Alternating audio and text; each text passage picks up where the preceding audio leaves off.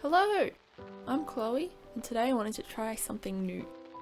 So I live stream this artwork over on my Twitch channel, Yellow Yak, the link will be in the description if you're interested.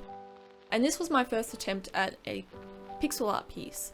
I based this artwork from a photo that I found on Unsplash, which was taken by Benjamin Wong. Unfortunately, I didn't record the start, so we're just going to jump straight into the colouring of this piece.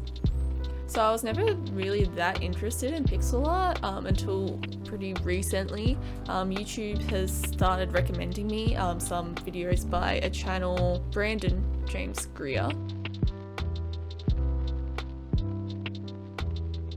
Yeah, it caught my attention.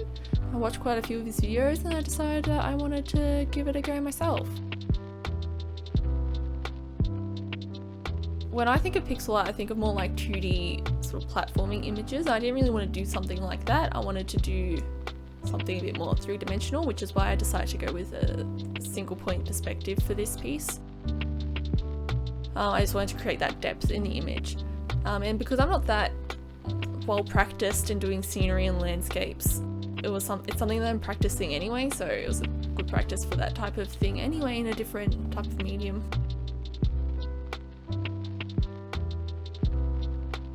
This is a new way of drawing for me. I struggled at first with figuring out where to place my lines so it would look good with the perspective and look correct, but also look nice in the image and still be readable as a whole.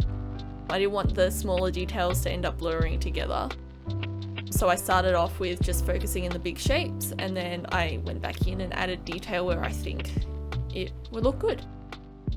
And I tried to apply detail as well in some spots. As you can see with like that roof in the back, my first approach was to like do full lines down it to try and sort of curve them out to show the curvature of the roof, but I didn't like it, so that's when I started just doing like the more broken lines just to texture it to make it look more interesting instead. So to help with the sense of depth, in the stalls, as I get further back, I decide to make them darker and just make them look like they are further away. Something that I was struggling with was how to decorate the scene to make it seem more alive. I did attempt to put like silhouettes of people in the foreground, but they looked horrid. So if I'm going to continue doing pixel art, especially with scenes with people, then that's something I definitely need to practice. I'm just trying to get people to look nice. So yeah, I decided not to include them for this one and just focus on making the rest of the scene look good. I really enjoy doing this one. I think I'm going to keep doing some more pixel art, but there's some things I definitely want to focus on more and try to improve in my next attempt. So I want to try and create more of a story, I think. And I think that will help make it easier to decide what objects to put in the piece. So with this one, I really just couldn't think of what to put in some of the stalls. So I cut most of it out, but I was just sitting there just wondering, I don't know what to do. So I think having that type of narrative will really help tie everything together more and just give it more of a sense of direction, so I won't be so lost when I'm trying to add things in.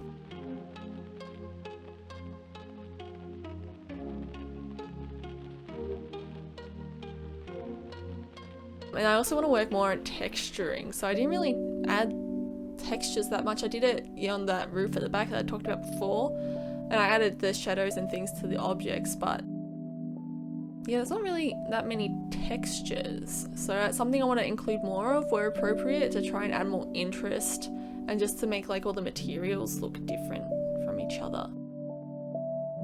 Yeah, it's just something that I should want to experiment with more in the future.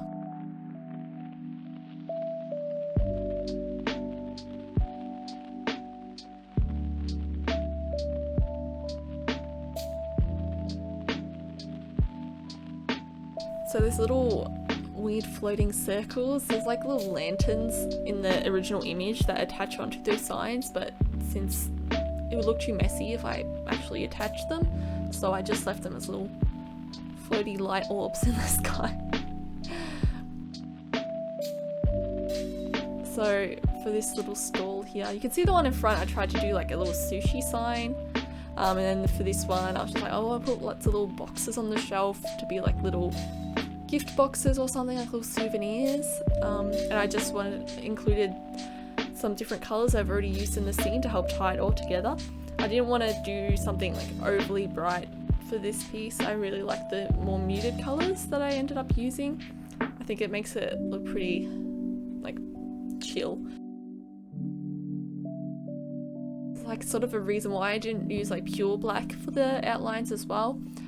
I wanted that more of the retro like computer screen vibe, I guess, without having the really rich black, but I also didn't want the colour scheme to be like really bright and out there. So I think having that washed out black, the dark grey instead, really helps like keep that vibe going throughout the piece. I think if I did like just pure black, I would have ended up making it a lot brighter.